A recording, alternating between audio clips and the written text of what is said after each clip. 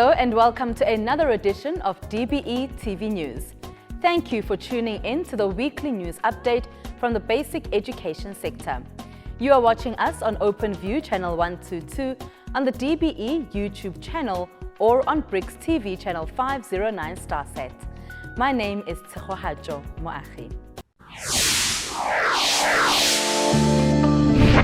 In the news this week, the Gauteng province has recorded more than 23,000 teenage pregnancies between 2020 and the first quarter of 2021. This of children between 10 and 14 years. We get a perspective from the Department of Basic Education as it affects young people of school-going age. This is really a societal matter, but it requires various departments to work together.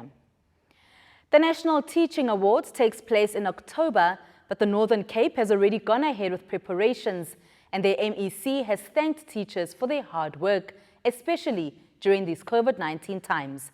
We hear from MEC Zolile Monakali. In KZN, MEC Kwazim Shengu visited Endala High School in Richmond. He encouraged matric learners as the prelim examinations got underway this week. And of course, we focus on women in the basic education sector. This week, we start with Belinda Peterson, the first black principal at Rustenburg Girls Junior School in Rondebosch, Cape Town. She tells us that despite some challenges, she's pleased to have received a warm welcome from parents, the community, and the school governing body. Then we go to Limpopo, where we sit down with the head of Department of Education in the province. Katuchero Onika Dediran says the only way one can succeed in life is by hard work. She talks to DBE TV News about how she got to where she is today and her hopes for the basic education sector, especially in Limpopo. Remember, you can use any of our social media platforms to share your thoughts with us. On Twitter at DBE_SA and at DBE TV News, Facebook DBESA, Instagram DBESA. You can use the hashtag DBE News. Comprehensive sexuality education was introduced into the basic education system as part of the life orientation and life skills curriculum. It is aimed at teaching learners about the cognitive, emotional, physical, and social aspects of sexuality. The curriculum has also been designed to provide scientifically accurate and age-appropriate content. Our reporter Nandika Bierkes takes a closer look at the importance of comprehensive sexuality education. There was misunderstanding and an uproar when the Basic Education Department introduced comprehensive sexuality education. However, the department says there are benefits to this being added to the curriculum.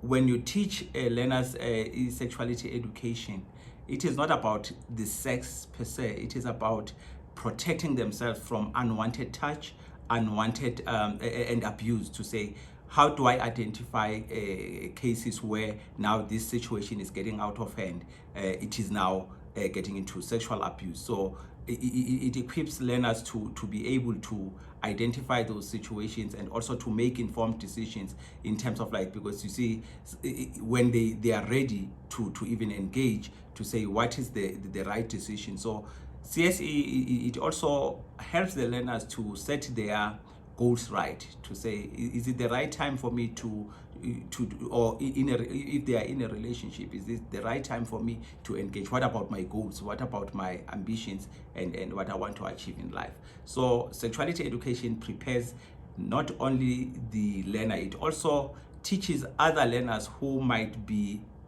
you see, when you are sexually harassing a person without even knowing that this is sexual harassment. So it opens their eyes to all these situations so that they can be protected.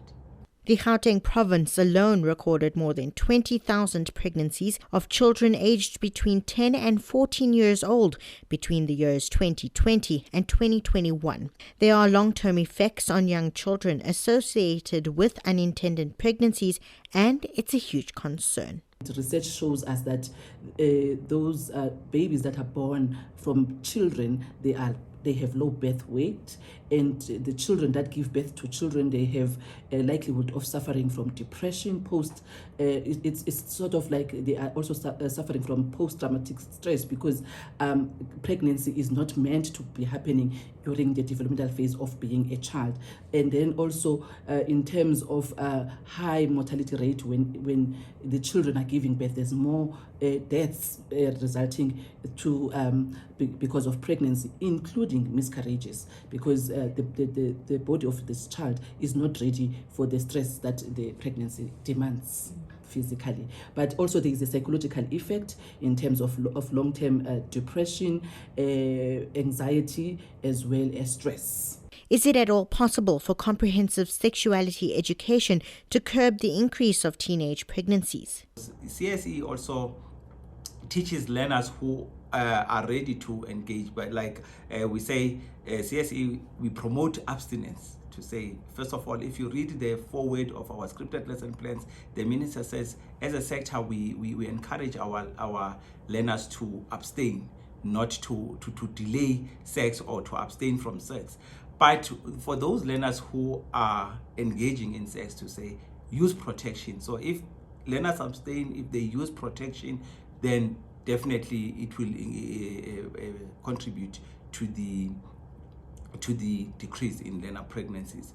And also importantly, it will contribute to the learners reaching their goals. By delaying some of these things, you can achieve, you can finish your matric and pursue your goals at university. And also, I think when we provide CSE, we will be able to benefit from the demographic dividends, to say we will have youth that will be educated, that will be contributing in the economy and in society in a positive way.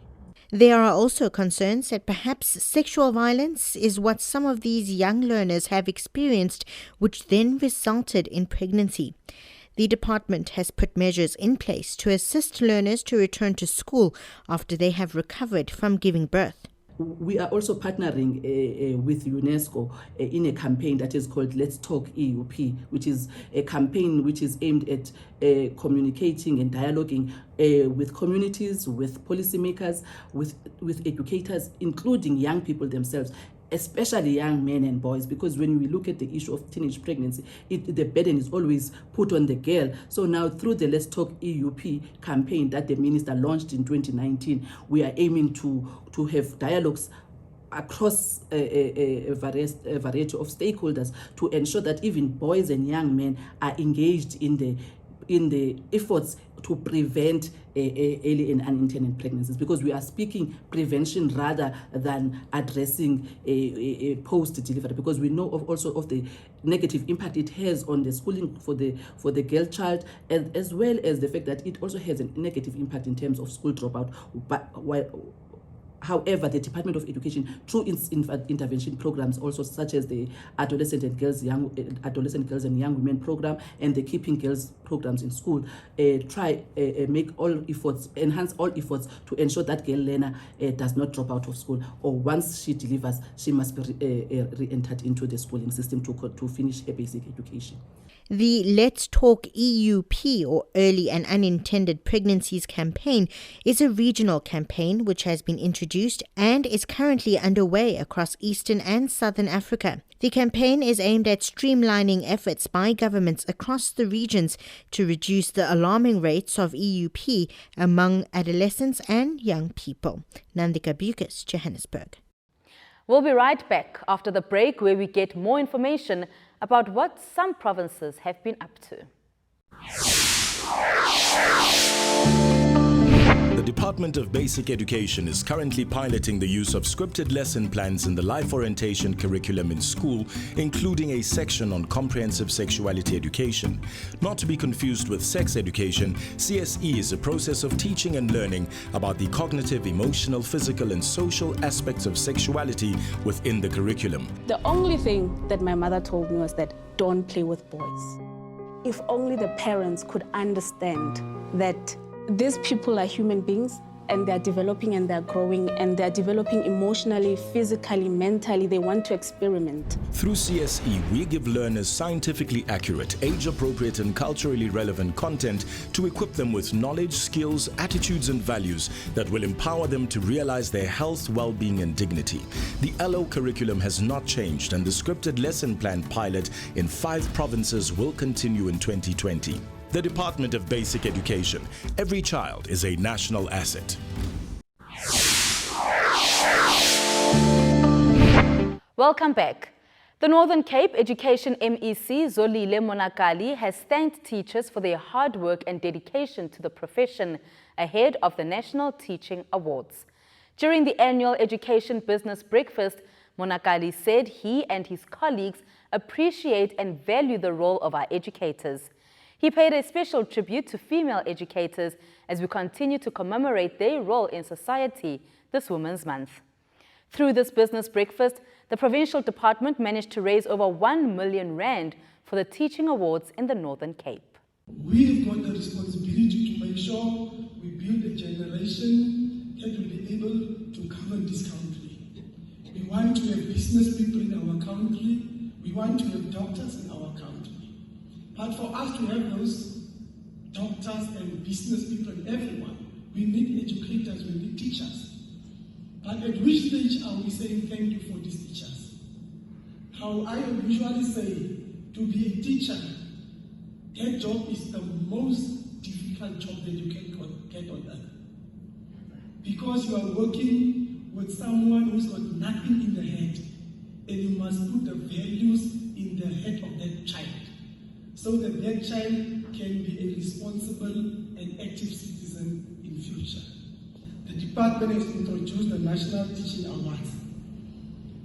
Now, to convene this very important event, to make educators, to make teachers feel that they are important, the department has decided from a national level that we must recognize the sacrifices. We must recognize the good work that is being done by educators. In KZN, MEC Kwazim Shengu visited Endala High School in Richmond. He encouraged teachers and the matric class of 2021 to implement what he calls the 12-point plan to improve the grade 12 results. The plan includes finding ways to improve the performance of strategic big subjects and to improve the performance of learners at risk and progressed learners. There are also plans to increase the number of 100% schools. With our monitoring program as a Department of Education visiting schools across the province. Today we're visiting schools in the area of Umkhumbulo district under Richmond municipality, where really we have been focusing mainly on curriculum coverage and support programs for matric in particular. We're quite pleased with the work that has been done by a number of schools that we visited today. But obviously there are areas where we need to improve in terms of direct support and other things that we need to quickly intervene on at head office level. We are also going to proceed with this program throughout the province just to make sure that we're quite certain about what we intend to be the target in terms of performance for the class of 2021. We also want to plead with the parents to make sure that they give these young kids enough time now to focus on their studies. Just at the end of this month, they will be starting with their trial examinations, and on the 1st of November, they will be starting with their final exam. So there is literally no space really to loiter around and to be distracted by other things. So to parents, we say give these kids time to study and focus on their books, but also to attend extra lessons that are being provided by schools. Stay tuned. After the break, we focus on some of the women in the basic education sector.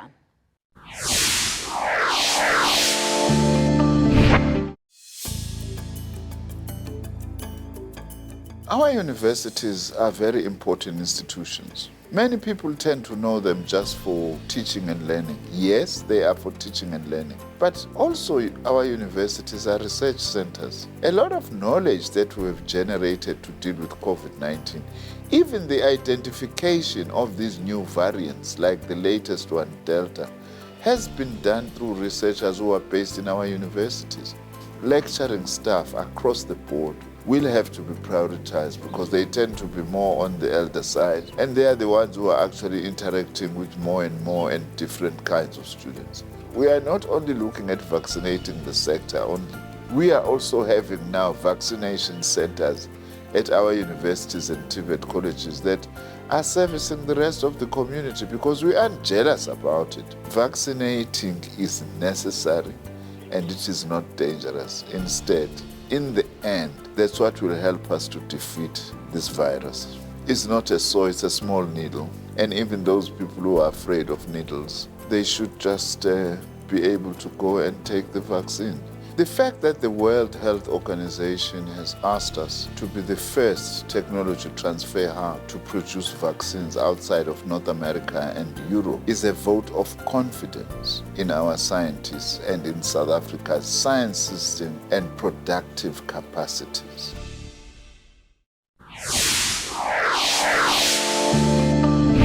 Meet Belinda Peterson, the first black principal at Rustenburg Girls Junior School in Rondebosch, Cape Town.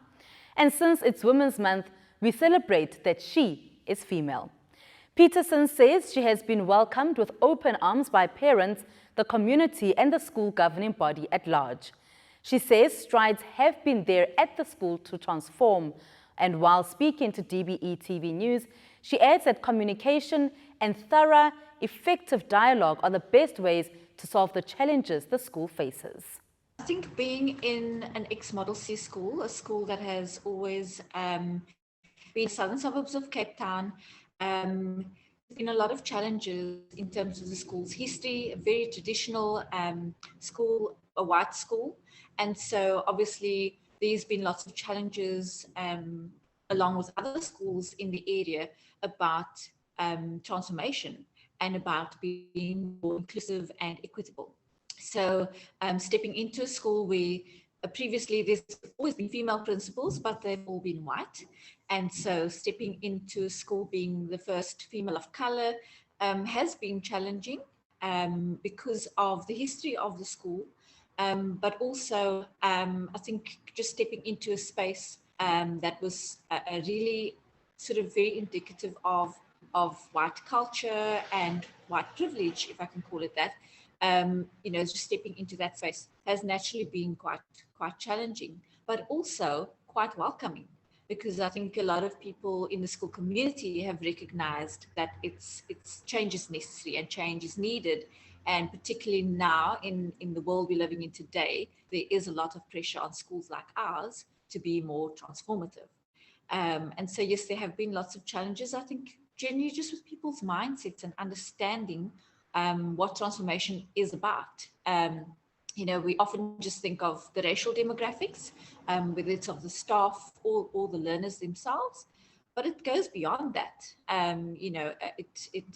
It's about culture, it's about background, it's about socioeconomics, it's about religion, language, and a whole host of other things. So I think it's being aware of all of those things and how do we deal with all of that while trying to be inclusive. And so I think what I found challenging, but also very exciting, is the conversations and tackling issues and talking about them. And yes, we don't always agree. Sometimes there's misunderstanding, but I think those are the challenges that we often face, and then we get held to account as well, which we should be. I think that's really important. Now, before we get into your successes, what has it been like being a woman in the basic education sector? I think in the basic education sector, a lot of our teachers are in fact women. There's a higher percentage of women than men. However, in leadership, there hasn't been as many women as men over the years, and that has started to change. We are seeing a lot more female principals in schools, not just junior schools or primary schools, but high schools as well, which is really exciting.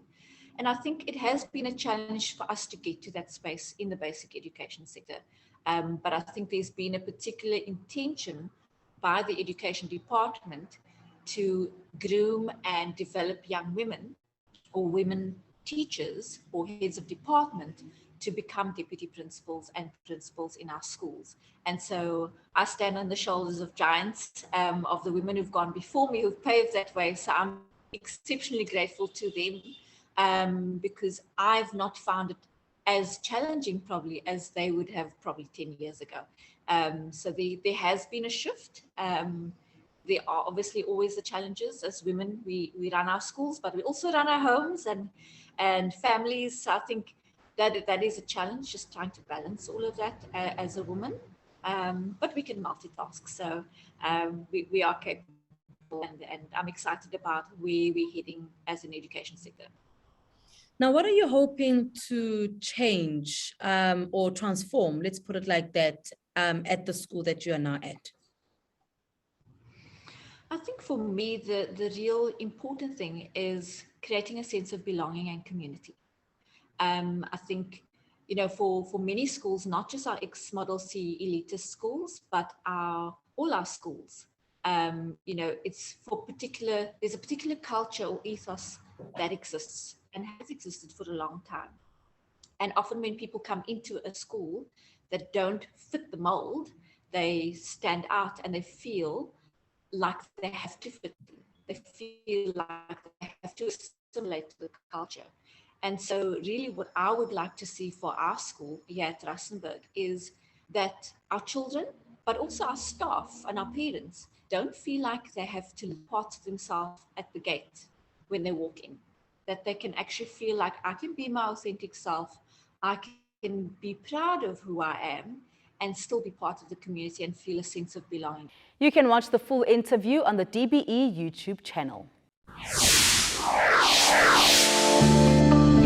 In our focus of women HODs in the basic education sector, we go to Limpopo this week, and there we find Katuchero Onika Dediran. She grew up in Venda and says from a young age, her father taught her and instilled that to be successful, one must work very hard.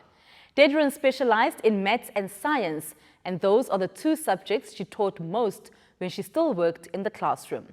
She says she always had big dreams, but did not ever imagine she'd become a head of department one day. Our colleague Terence Kala sat down with her to get to know her better. Well, in terms of the basic education sector, my hopes is that we really need to make a dent. We really have to make sure that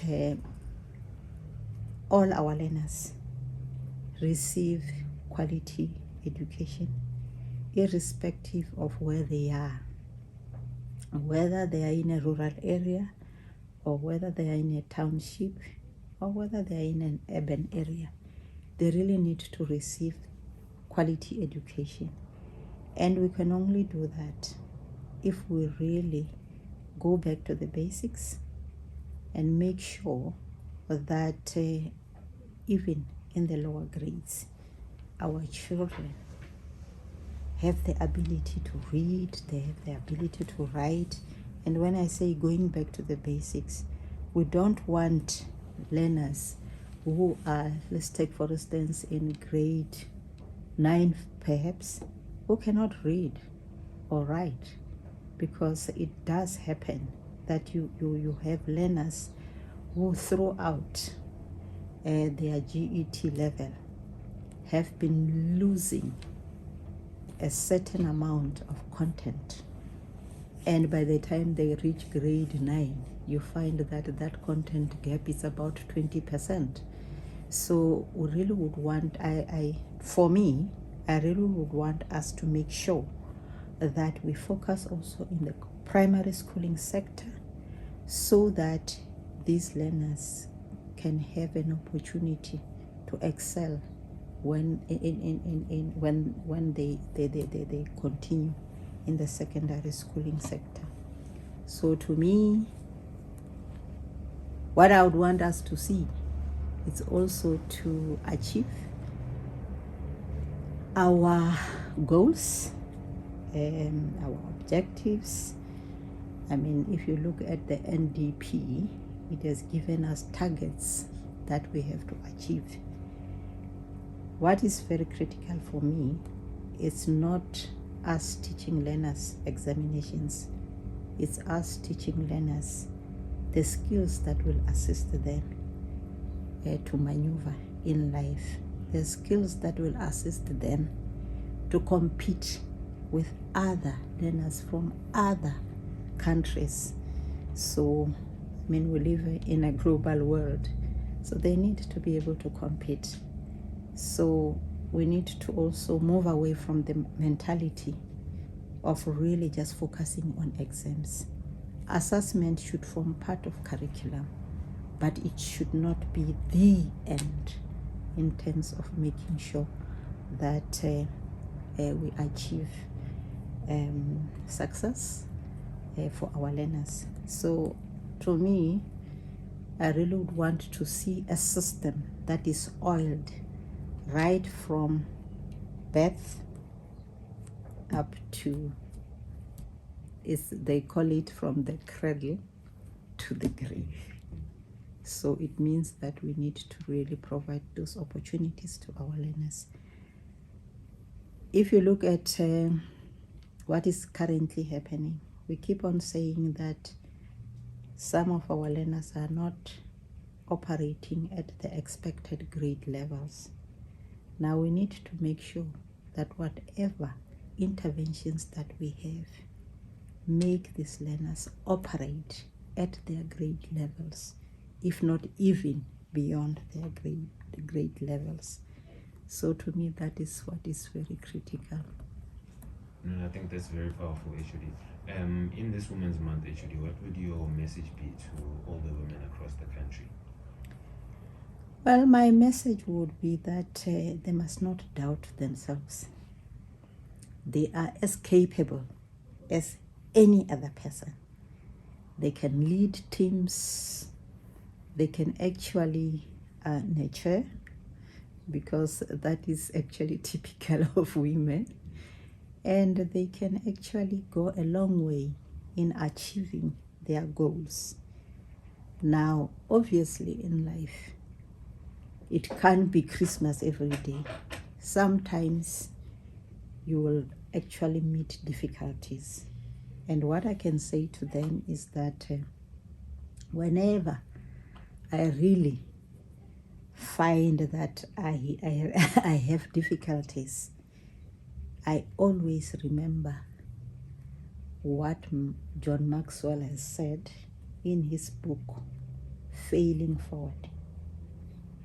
He says, powerful people or successful people use their failures as stepping stones to success.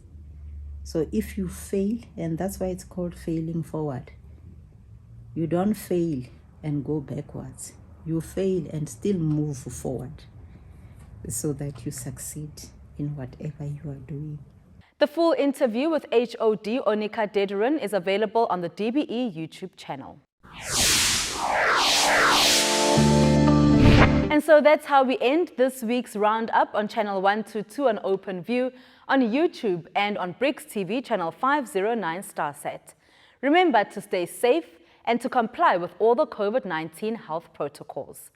Until next time, it's goodbye from myself, Tsegoha Jomoagi, and the DBE TV News team. Thank you for watching.